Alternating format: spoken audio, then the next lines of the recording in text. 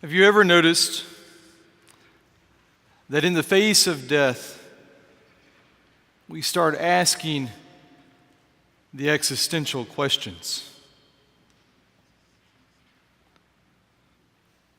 Think of a time in your life when someone you know and love died. Think about what you might have been feeling and thinking. In the face of death, we start asking about the meaning and purpose of life. We start asking what it means to live a good life.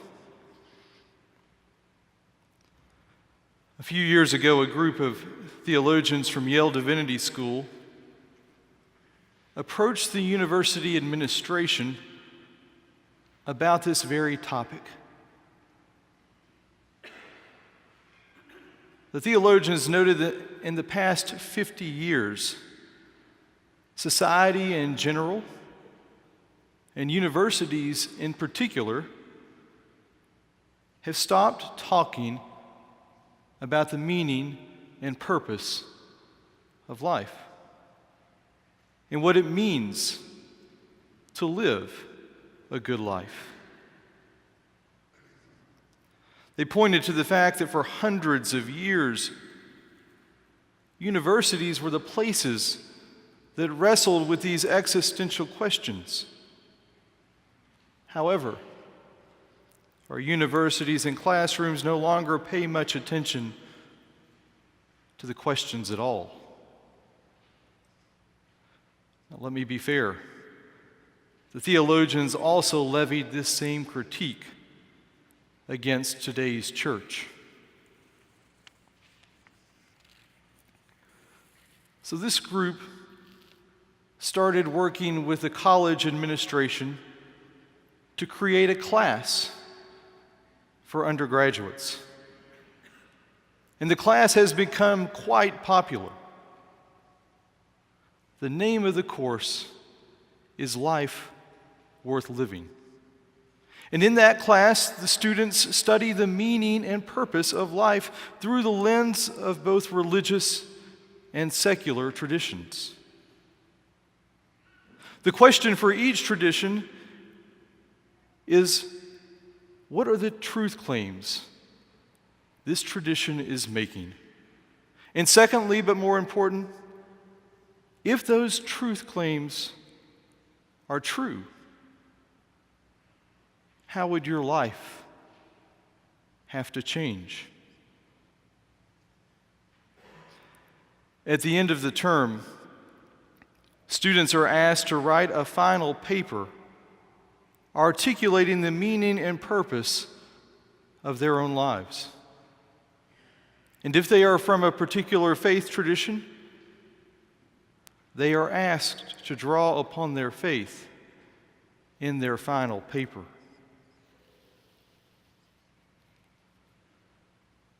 So, if you were a student in that course, what would you write? As a Christian, how would you articulate the meaning and purpose of life? As a Christian, how would you articulate what it means to live a good life?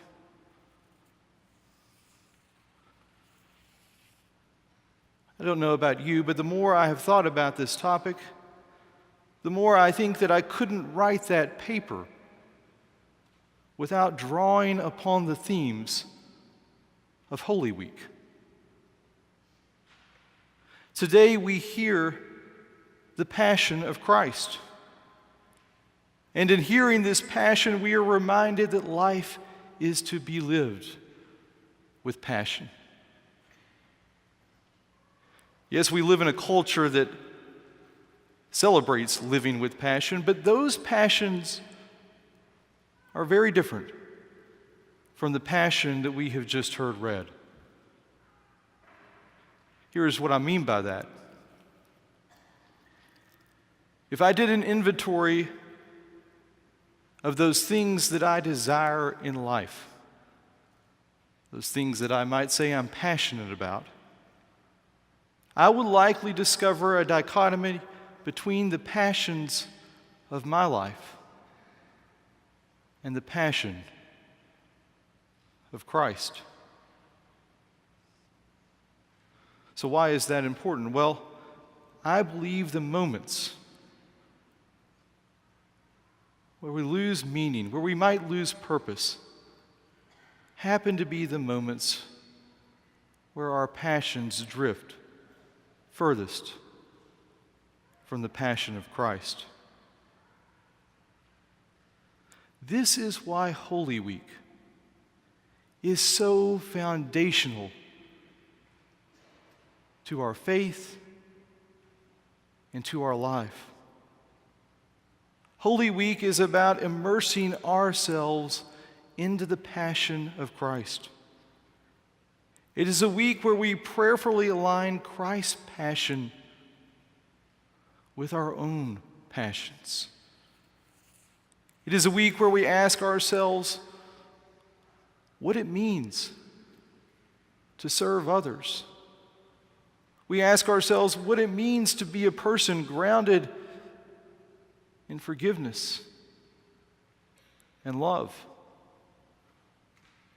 It is a week where we see God incarnate endure the pain and the suffering that we cannot seem to avoid in this life. Holy Week is a reminder that the God who redeems the agony of the cross is also the God at work redeeming every aspect of our lives. But most of all, Holy Week is a reminder that while death might be the last word in today's gospel passage, that death is not the last word in the story of our lives. This week, this holiest week of the year, is at the center of our faith. It is a week that shapes the passions of our lives, reminding us who we are and what it means to live a good life.